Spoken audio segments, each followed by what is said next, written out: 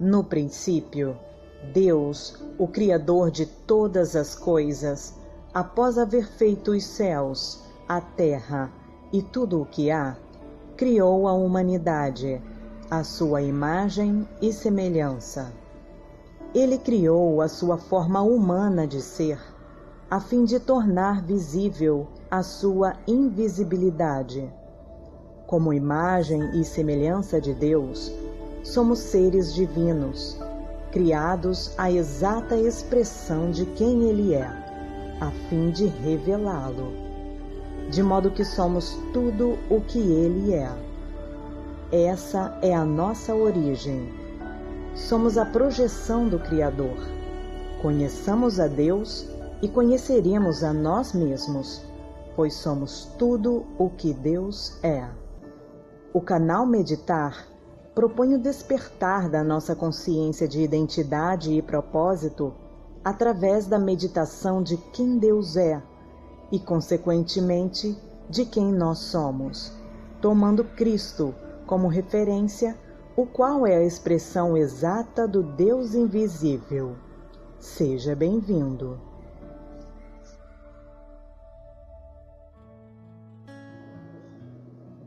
As Escrituras Sagradas nos revelam tudo sobre nós. Deus, ao relatar a sua vontade de fazer a humanidade segundo a sua imagem e semelhança, nos ensina que fomos criados da mesma substância dele, a qual é amor. Como está escrito nas páginas sagradas, Deus é amor.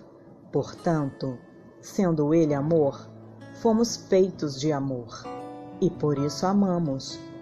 Quando o Criador diz, ame, Ele não está nos dando um mandamento, mas nos revelando que somos seu amor. Assim como plantamos uma semente e dizemos a ela, lance raízes, cresça, se reproduza. Essa é a ordem natural de toda semente, pois assim ela foi criada, para germinar, crescer e dar seus frutos. Assim são as palavras do Eterno para nós. Ame o Senhor teu Deus com todo o teu coração, com toda a tua alma e com toda a tua força. Ame a essência da qual você foi feito, pois essa é a ordem natural de todo ser humano, pois assim ele foi criado, de amor para amar. Quem não ama, se rebela contra a sua própria natureza e por isso não dá fruto.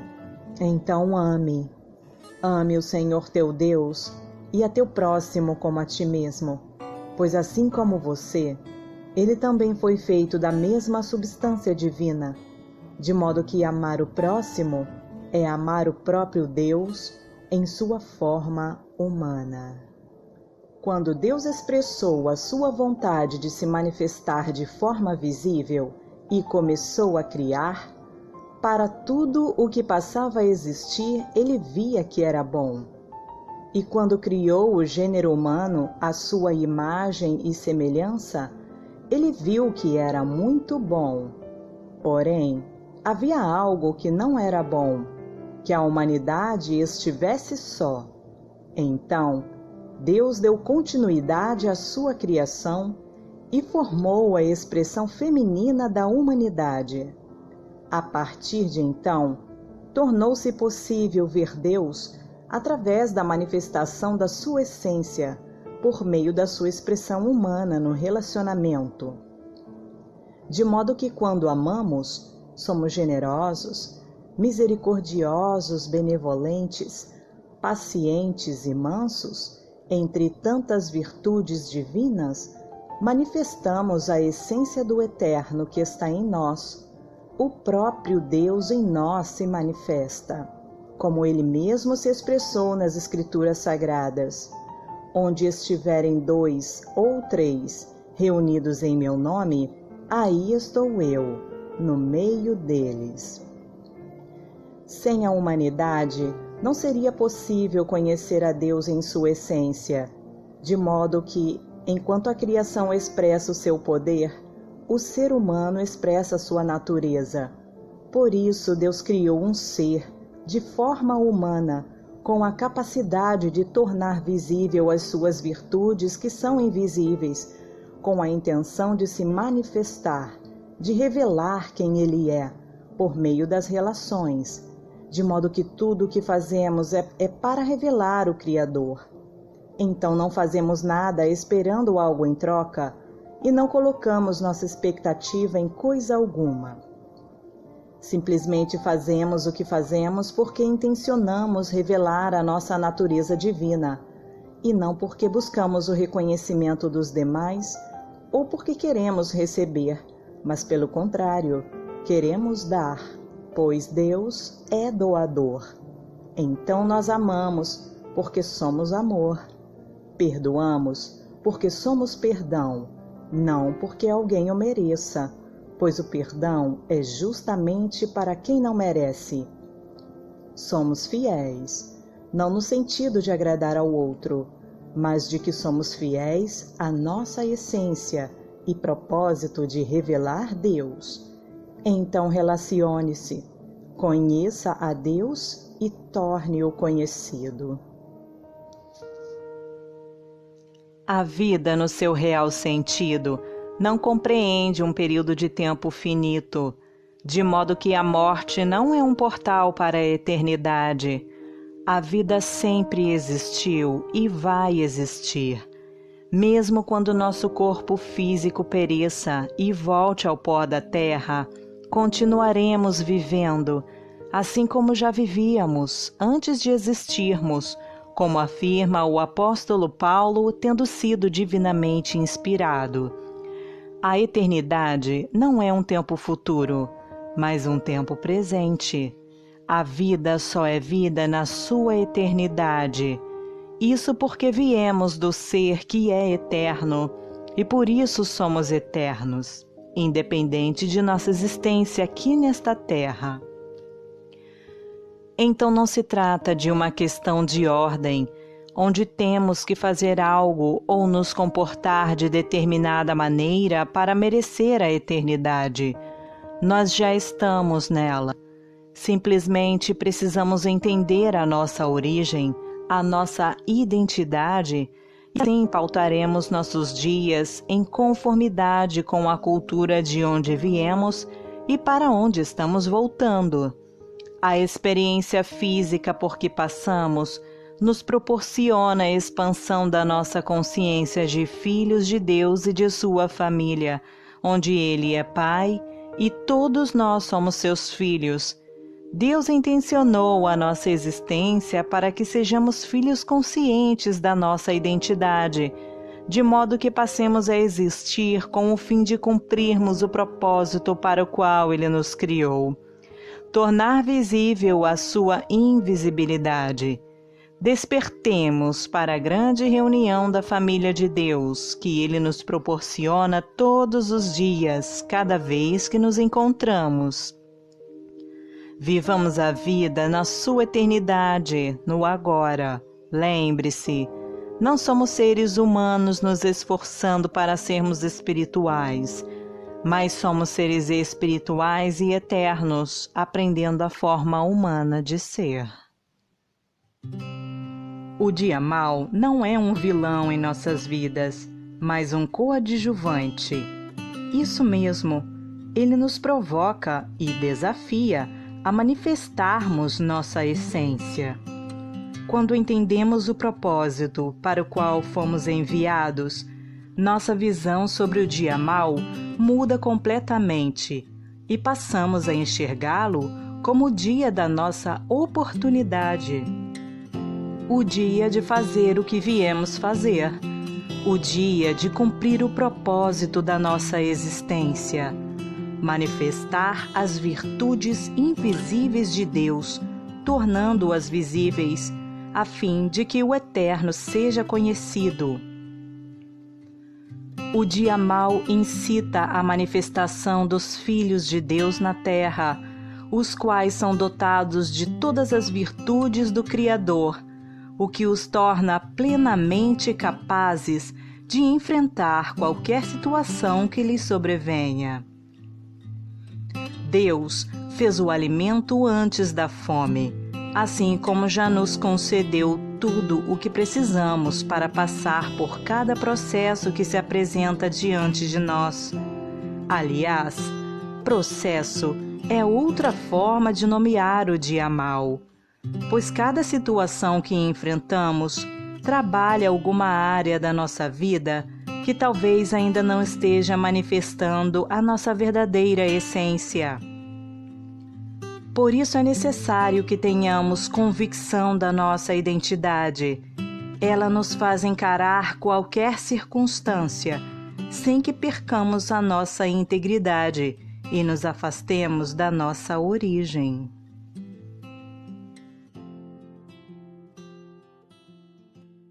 As Escrituras Sagradas afirmam que Jesus, o Cristo, é a expressão exata do Deus invisível e que o seu propósito era revelar o Pai.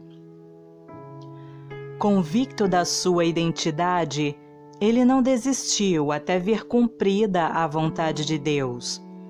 Ele não desistiu quando o traíram, não desistiu quando duvidaram dele, quando o caluniaram. Ele não desistiu mesmo sabendo que tramavam contra ele. Ele não desistiu mesmo estando em profunda angústia, suando gotas de sangue. Ele não desistiu quando o prenderam e o açoitaram, e os seus amigos o abandonaram no momento mais difícil da sua jornada, até que Jesus expirou.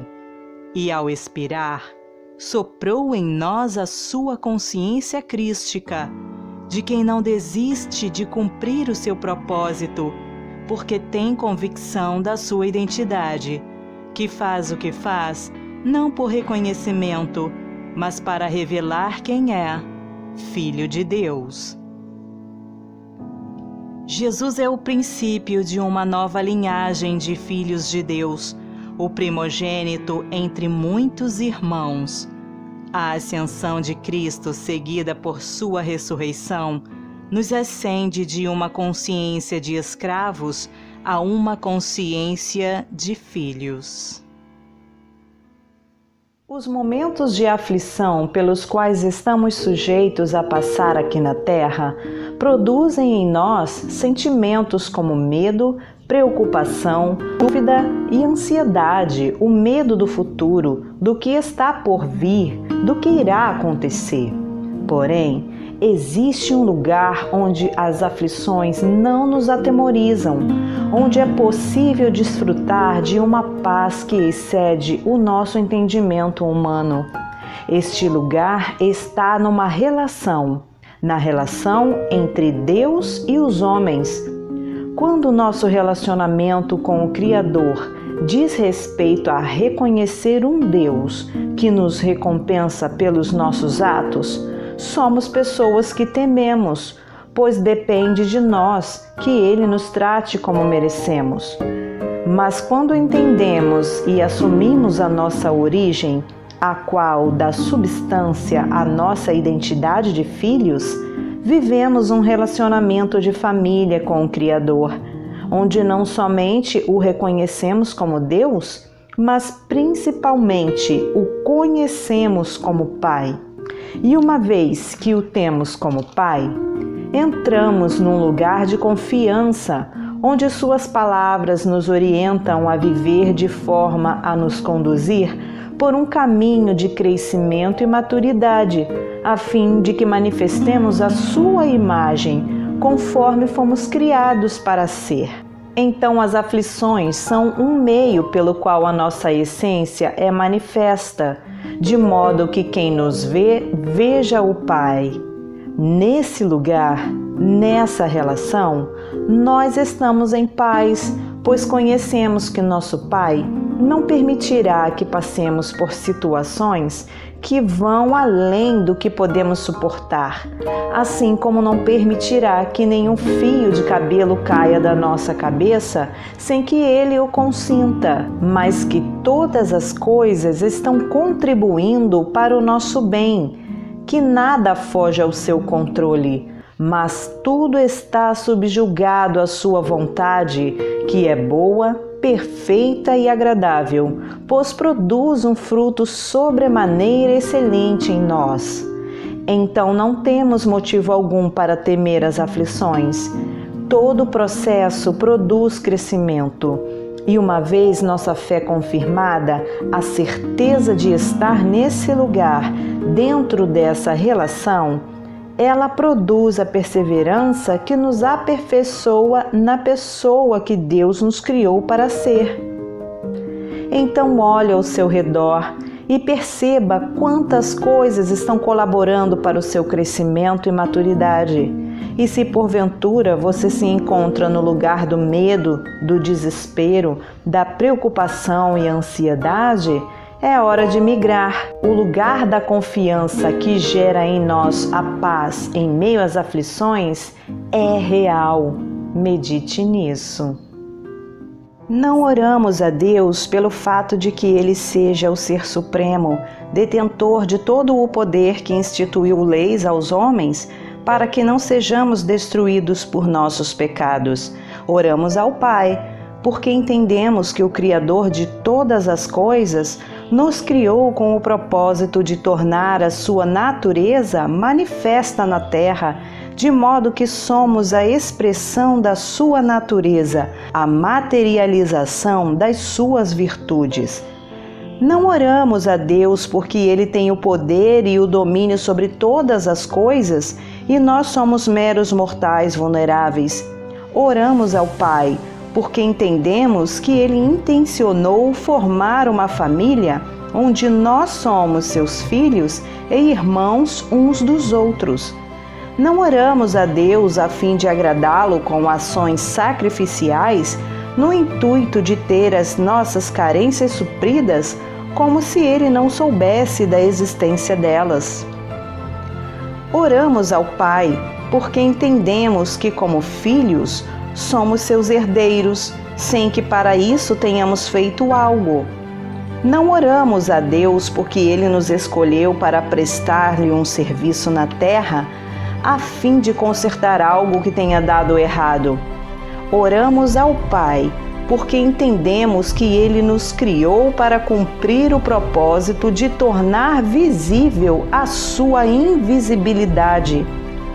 Não oramos a Deus porque se trata de uma ordenança, bem como todos os seus mandamentos, os quais têm como finalidade moldar o nosso comportamento.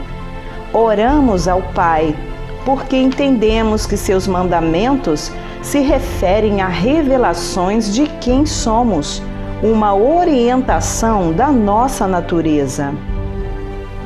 Não oramos a Deus citando suas promessas como algo que temos a receber, a fim de sermos abençoados, mas oramos ao Pai citando suas promessas como algo que já recebemos, a fim de abençoar a outros.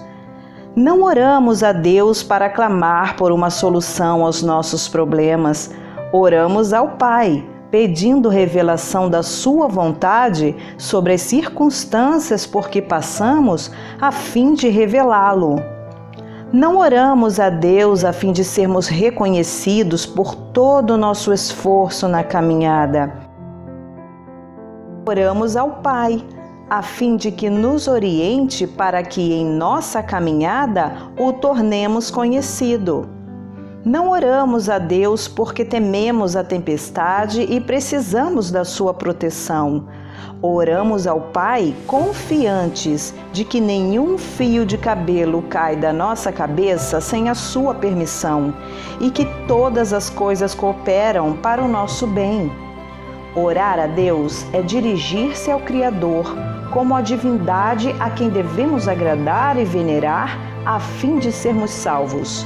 Orar ao Pai é dirigir-se ao Criador, conscientes de nossa identidade de filhos, como pessoas que têm um relacionamento familiar com Ele. Medite nisso. Ah, o amor! Quanto ouvimos falar sobre ele, não é verdade? Amamos pessoas, coisas, hobbies, e até alimentos. Mas o que de fato é amor? Amor é a substância de Deus. O amor é Deus. O amor não é um sentimento. Ele é a revelação da natureza divina, do gene de Deus. Ele é paciente, não como quem espera ver algo, mas como quem tem certeza do que já foi feito. Por isso ele tudo sofre. O amor é bondoso, ainda que permita que circunstâncias nos sobrevenham, para que o conheçamos através do seu cuidado. O amor não inveja, mas se alegra com os que se alegram. Não se vangloria, mas assume o lugar de responsabilidade pela vida do outro. Não se orgulha, mas considera o processo pelo qual cada um de nós passamos na jornada rumo ao nosso crescimento e amadurecimento.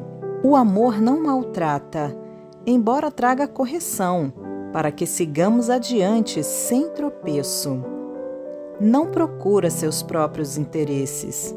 Antes, contempla os interesses do outro, a fim de transmitir a sua natureza generosa.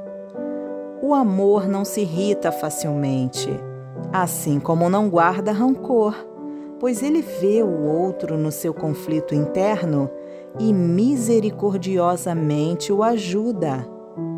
O amor não vê como o homem vê. Ele crê na natureza da qual o ser humano foi criado, ainda que isso não esteja visível, de modo que não apoia sua alegria naquilo que o outro aparenta, mas na certeza que ele tem da pessoa que o outro é segundo Deus disse que faria. O amor não busca o seu direito, mas luta pela justiça, onde o que importa é a relação. O amor é pacificador. Ele oferece a outra face, entrega a capa e anda 2 milhas. O amor entrega, oferta, doa sem esperar de volta, pois ele é fornecedor e não consumidor. Ele não impõe dívidas ou cargas a quem quer que seja, pois tudo o que faz é para transmitir um conhecimento e não para ser reconhecido pelos seus atos. O amor não busca obter satisfação das suas necessidades no outro. Ele não contempla aquilo que o outro pode lhe oferecer. Não está fundamentado na medida do que recebe. Não usa de sedução a fim de atrair aos que lhe interessam. O amor é voluntário e intencional. Ele independe do outro. O amor não trata com distinção. O amor não precisa de motivos para manifestar-se. Ele ama primeiro. Ele entrega tudo. Ele não se reserva, não se poupa, mas lança fora todo o medo, confrontando se for preciso, pois ele é fiel à sua essência. Vamos entrar nesse lugar? Medite nisso. O desenvolvimento espiritual ou fruto do espírito é como uma fruta que, se madura, apresenta todas as suas características das quais podemos desfrutar.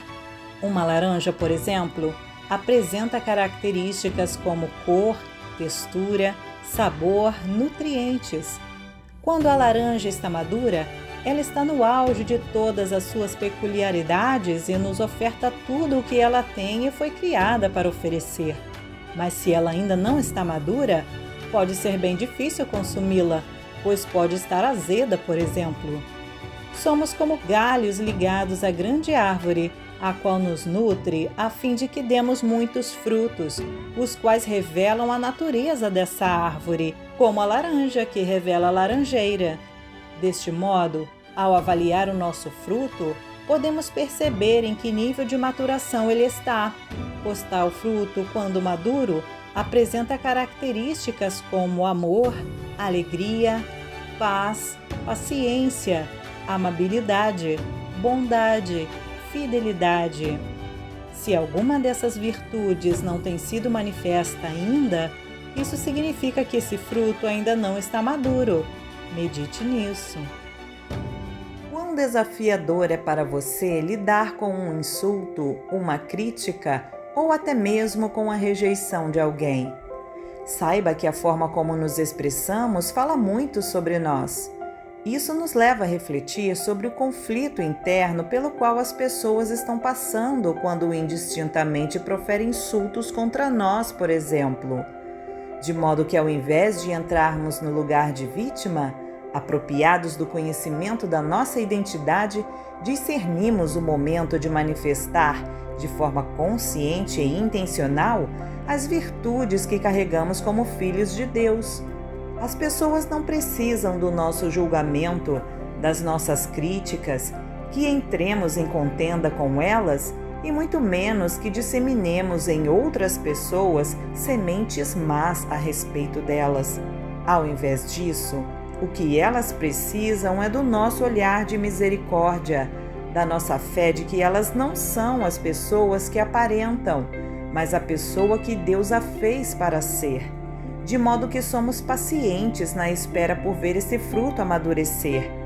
Então, tomados de sensibilidade, podemos orientar em amor e mansidão aquelas que estão perdidas em suas bagagens emocionais.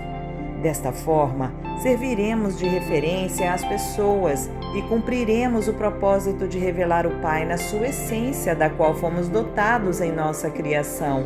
Medite nisso. Muitos de nós aprendemos que somente quando fizermos o descarte do corpo físico é que veremos a Deus. Essa é uma ideia que nos foi apresentada lá no Éden e que, na realidade, é uma distorção da verdade, pois Deus sempre esteve, está e permanecerá, e nós já existíamos nele antes da fundação do mundo, até que o Pai nos deu materialidade nesta terra a fim de transmitir quem Ele é na sua essência. Deste modo, viemos dele e para ele retornaremos. Então, quando as Escrituras afirmam que sem santidade não veremos a Deus, isso não quer dizer que somente quando morrermos o veremos se formos santos. Até porque, para que alguém se torne santo, é preciso ter visto a Deus primeiro, pois quem nos santifica é Ele. Logo, é impossível manifestar santidade sem antes o ter visto. O que o apóstolo Paulo quis dizer é que se não expressarmos a nossa natureza santa, ninguém verá Deus em nós, pois Deus já está, por meio dos homens, manifestando-se na terra. Viemos do que é santo para expressar a sua santidade. Isso é identidade e não uma pretensão. Deste modo, entendemos que não somos seres humanos aprendendo a ser espirituais, mas somos seres espirituais aprendendo a forma humana de se expressar do nosso Criador. Medite nisso. Se essa mensagem edificou a sua vida, compartilhe. Clique no próximo vídeo que está na sua tela. Te encontro lá.